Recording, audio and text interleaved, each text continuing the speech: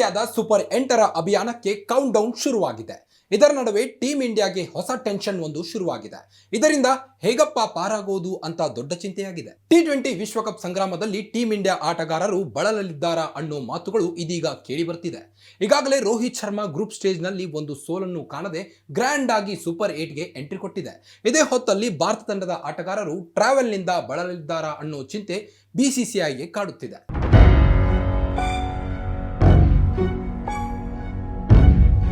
ಹೌದು ವೀಕ್ಷಕರೇ, 6 ದಿನ 3 ಮ್ಯಾಚ್ 858 ಕಿಲೋಮೀಟರ್ ಜರ್ನಿ. ಟೀಮ್ ಇಂಡಿಯಾದ ಸೂಪರ್ 8 ಅಭಿಯಾನ ನಾಳೆಯಿಂದ ಆರಂಭಗೊಳ್ಳಲಿದೆ.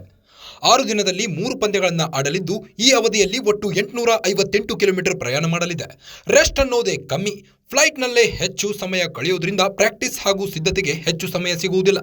ಇದರಿಂದ ರಿಸಲ್ಟ್ ಮೇಲೆ ಪರಿಣಾಮ ಬೀರುತ್ತಾ ಅನ್ನೋ ಪ್ರಶ್ನೆ ಎದುರಾಗಿದೆ. Florida to Barbados 3213 kilometre travel.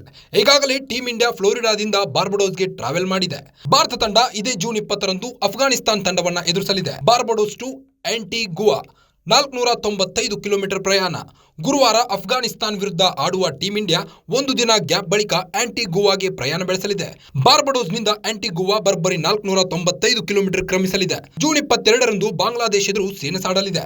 Antigua to Saint Lucia 363 kilometre journey. ಆಂಟಿಗುವಾದಲ್ಲಿ ಬಾಂಗ್ಲಾದೇಶವನ್ನ ಟೀಮ್ ಇಂಡಿಯಾ ಎದುರಿಸಲಿದೆ. ಅಲ್ಲಿಂದ ನೇರವಾಗಿ ಸೆಂಟ್ ಲೂಸಿಯಾಗೆ ಫ್ಲೈಟ್ ಏರಲಿದೆ. ಇಲ್ಲಿ 1 ದಿನ ವಿಶ್ರಾಂತಿ ಪಡೆದು ಮರುದಿನ ಬಲಿಷ್ಠ ಆಸ್ಟ್ರೇಲಿಯಾ ಎದುರು ತೊಡೆತಟ್ಟಲಿದೆ. ಬಿಡುವಿಲ್ಲದ ಪ್ರಯಾಣದ ಬಗ್ಗೆ ಕ್ಯಾಪ್ಟನ್ ರೋಹಿತ್ ಮಾತನಾಡಿದ್ದಾರೆ. ಇದು ನಿರಂತರ ಕ್ರಿಕೆಟ್ ಅನಿಸಿದ್ರು ಎಲ್ಲವನ್ನ ಎದುರಿಸೋಕೆ ಸಿದ್ಧವಿದ್ದೇವೆ. ಒಟ್ಟಿನಲ್ಲಿ ಟೀಮ್ ಇಂಡಿಯಾಗೆ ಮುಂದಿನ 1 ವಾರದಲ್ಲಿ ಮ್ಯಾರಥಾನ್ ಟ್ರಾವೆಲ್ ಇದೆ. ಸಿದ್ಧತೆ ಹೆಚ್ಚು ಸಮಯ ಇಲ್ಲ. ಸಣ್ಣ ಬಿಡುವು ಪಡೆದು ಎದುರಾಳಿ ಸಂಹಾರಕ್ಕೆ ಸಜ್ಜಾಗಬೇಕಿದೆ. ಈ ಮ್ಯಾರಥಾನ್ ಟ್ರಾವೆಲ್ ಸವಾಲನ್ನು ಟೀಮ್ ಇಂಡಿಯಾ ಆಟಗಾರರು ಹೇಗೆ ನಿಭಾಯಿಸುತ್ತಾರೆ ಅನ್ನೋದನ್ನ ಕಾದು ನೋಡೋಣ.